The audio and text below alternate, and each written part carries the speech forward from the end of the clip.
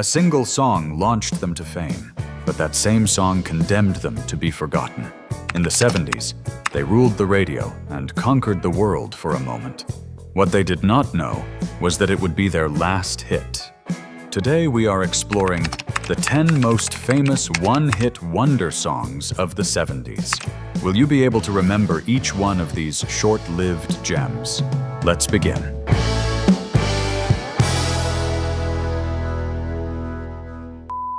Number 10, Come and Get Your Love by Redbone. In 1974, Redbone burst onto the scene with a song that radiated pure joy, Come and Get Your Love. From the ceremonial chant that opens the track to that irresistible wah-wah bass, brothers Pat and Lolly Vegas achieved something historic. They took a band with Native American roots into the Billboard Top 5. The song sold more than 1 million copies, and its sound was so contagious that it played on both rock and soul stations, something very uncommon at the time. But behind the triumph, there were shadows too. The industry never fully supported their cultural identity, and changes in market trends, along with Lolly's health problems, made it difficult for the group to keep going. Listening to it today feels like stepping back into a 70s party with friends, shoulders moving on their own, and the heart whispering, Come and Get Your Love, with an inevitable dose of nostalgia. Number 9, Magic by Pilot. Ho, ho, ho, it's magic! In 1974, from Scotland, a virtually unknown group lit up the world with a song that seemed written to stay in your memory. Magic. Never been away, hey, never seen a day break. With its radiant chorus, bright acoustic guitars, and Alan Parsons' impeccable production, Pilot shot straight into the top 5 in the United States and reached number 1 in Canada. It was a simple, optimistic, catchy melody that made life feel, at least for 3 minutes, as if it were full of light. However, the spell faded quickly. Although they had a brief success in the United Kingdom with January, they never managed to repeat the formula, and the band broke up a few years later. Even so, Magic survived the passing of time. It kept appearing in films, commercials, and even modern versions. Listening to it today is like returning to those carefree summers of the 70s, when everything seemed possible, and music was pure magic. If these songs are already bringing back unforgettable memories of the 70s, hit like and subscribe to Millennium Rock so we can keep traveling through rock history together. Let's keep going. Number 8, In the Summertime by Mungo Jerry.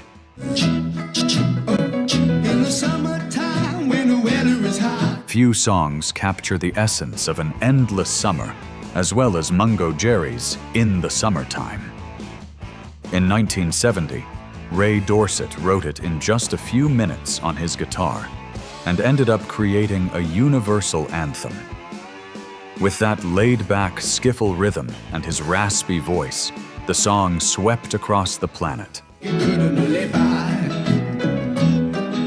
It reached number 1 in 26 countries, spent 7 consecutive weeks at the top in the United Kingdom, and sold more than 30 million copies.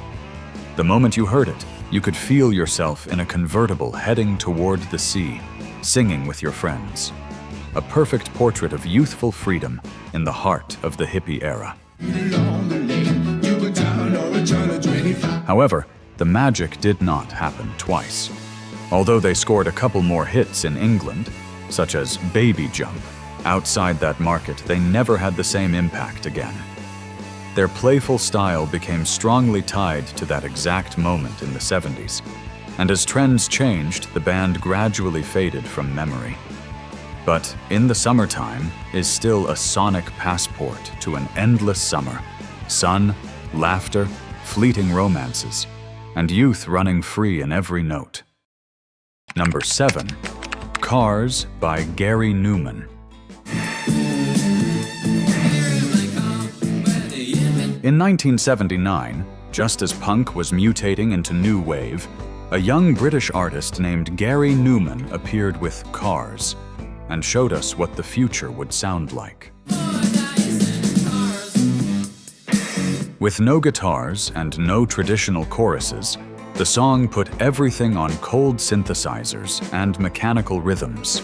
Its foundation was a hypnotic bass riff created with a mini moog, and over it, a minimalist lyric about feeling safe inside a car. Why? Because Numan had gone through a violent incident on the streets of London, and when he locked himself inside his car, he felt that small space become his fortress. So he turned it into a song. The result was as strange as it was fascinating. Cars reached number 1 in the United Kingdom and slipped into the US top 10, an unexpected achievement for such an experimental track. But that success did not repeat itself. In America, it was his only major hit. Even so, what it left behind was enormous. It opened the door to synth pop, influenced industrial rock bands, and became a timeless anthem. Today, it plays in films, video games, and even commercials. And when we hear it, we return to that instant when music started the engine of the future. And we all climbed in, with Gary Numan behind the wheel. Number 6. I Can See Clearly Now by Johnny Nash. In 1972, while the world was still vibrating with social unrest and cultural change, a soft, luminous song gave us a moment to breathe. I Can See Clearly Now, written and performed by Johnny Nash, was like opening a window to the sun after the storm. It is said that Nash composed it while recovering from eye surgery, which makes its message of clarity and hope even more powerful. With its blend of American pop and reggae rhythm, a direct influence from his time in Jamaica, and his collaboration with Bob Marley, the song won over audiences and reached number 1 on Billboard for 4 weeks. It was impossible not to feel good when you heard it. Nash's gentle voice, the simple arrangements, and that chorus that seemed to smile at us from the radio. For Nash, it was the highest point of his career. Although he had enjoyed a few smaller successes, this was his golden moment. Afterward, his public presence slowly faded, but the song stayed alive, covered, reinterpreted, and used in films and campaigns. Its message never grew old. I Can See Clearly Now is one of those songs that needs no explanation. You hear it, and you feel that everything is going to be all right. Number 5. Play That Funky Music by Wild Cherry. In 1976, while funk and disco dominated the dance floor, a group of white rockers from Ohio surprised the world with an unstoppable hit, Play That Funky Music. Wild Cherry came from the world of rock, but at their shows, people wanted rhythm. Until one night, an African-American audience member shouted, "Are you gonna play some funky music, white boys?" Rob Parisi, the singer and guitarist, wrote that line on a napkin, and a legendary chorus was born. The powerful bass, vibrant horns, and soul-filled voice pushed the song straight to number 1 on the Hot 100 and also on the R&B chart, something unusual for a white band. They sold more than 1 million copies, won awards, and their battle cry, "Play that funky music, white boy," became part of the language of pop. No problems, yeah. But repeating that feat was impossible. None of their later records had the same impact, and by 1979 the band had already broken up. Still, Play That Funky Music was burned into the collective memory. It plays at parties, in movies, and at weddings, and it still gets anyone out of their seat. It is more than a song. It is a shared moment of glory, where funk and rock merged on a single dance floor, and nobody wanted to stop dancing. Number 4, Slow Ride by Foghat. In late 1975, Foghat gave us its immortal classic, Slow Ride, a boogie rock track with thick guitars, a relaxed rhythm, and a party spirit that became their ultimate signature. It was born from a jam among friends. The new bassist improvised the groove, drummer Roger Earl set the pulse, and Lonesome Dave Peverett delivered that simple lyric, inviting us to take life without rushing.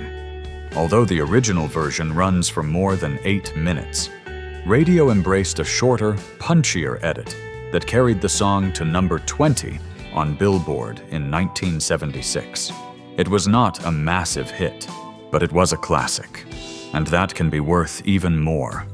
Slow Ride ended up playing on every classic rock station, in films like A Dazed and Confused, and in the collective memory of an entire generation. Foghat was never a band of huge chart positions, but it did have a true rock and roll soul.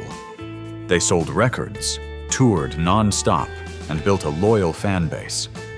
However, this was the track that immortalized them. Slow Ride crossed borders and eras with an irresistible formula. A steady groove, guitars up front, and that feeling of freedom behind the wheel. Listening to it today is like getting back into that first car, rolling down the window, and letting rock set the road ahead.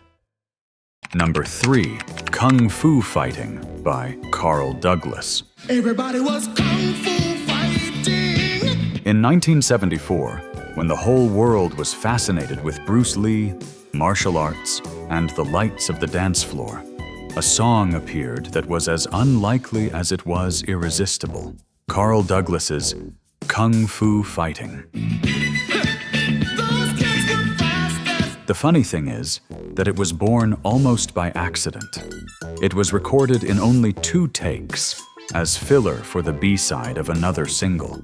But that contagious chorus, everybody was kung fu fighting, the cartoonish shouts, and the disco-funk rhythm with Eastern-flavored melodies drove the entire world wild.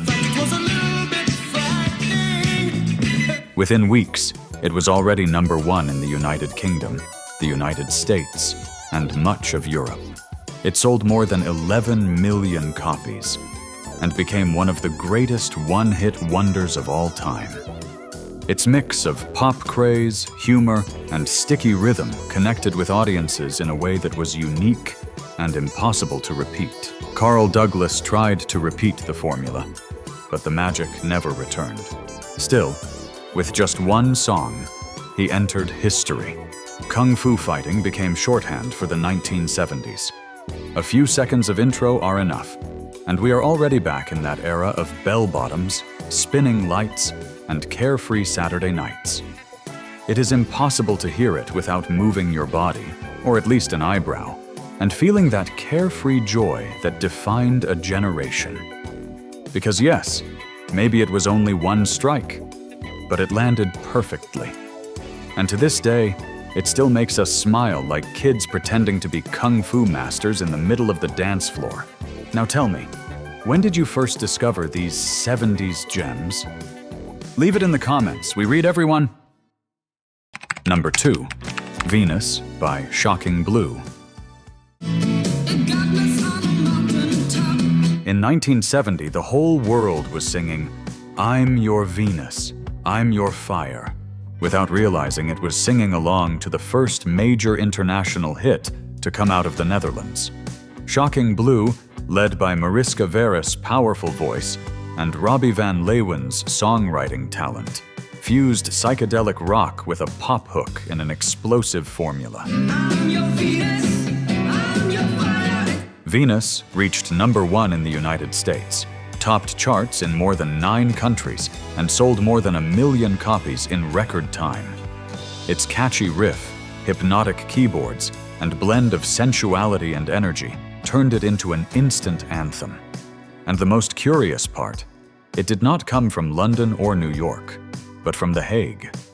It was a true global phenomenon from a place nobody expected. Yeah, baby, she's got it. However, Shocking Blue never managed to repeat the miracle. Although they continued to find some success in Europe, they never returned to the very top of the English-speaking charts. Even so, they left a deep mark. Venus was covered in the 80s by Bananarama, and Nirvana even covered one of their lesser-known songs. But for the wider public, their legacy comes down to that track that still shines like a psychedelic jewel. When Venus plays, we return to the 70s, to warm lights, mini-skirts, and carefree dancing. And deep down, we feel that the goddess of love is still alive in every chord. Number 1. My Sharona by The Knack. In 1979, as the disco era was taking its final breaths, a California band called The Knack burst onto the scene with a catchy riff and a story of youthful love. My Sharona, with its style somewhere between power pop and rock new wave, became a phenomenon. My little pretty one, pretty one. Inspired by Sharona Alperin, a 17-year-old who stole singer Doug Fieger's heart, the song poured out teenage obsession, raw energy, and a rhythm that would not let go. With its iconic stuttering chorus and a memorable guitar solo, it stayed at number 1 on Billboard for 6 weeks and was, without question, one of the most played songs of the year. For many, it marked the end of the 70s and the beginning of an 80s sound. Its impact was so big that it even inspired Quincy Jones to challenge Michael Jackson to match that rhythmic power. And from there came none other than Beat It. But success at that level is hard to repeat. The Knack never again reached that kind of popularity. Their next single barely made a dent, and soon critics began attacking them, labeling them a marketing product, manufactured to provoke a new Beatlemania. Between the song's overexposure and the sky-high expectations, the band became trapped beneath the shadow of its own hit. Even so, My Sharona crossed generations.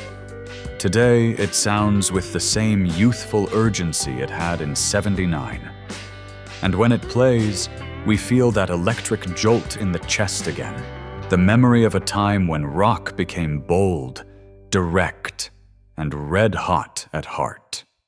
And the most exciting part is that the 70s were not the only decade with these gems. The 80s also had their great one-hit wonders, songs that exploded, defined a generation, and then remained as one-of-a-kind jewels.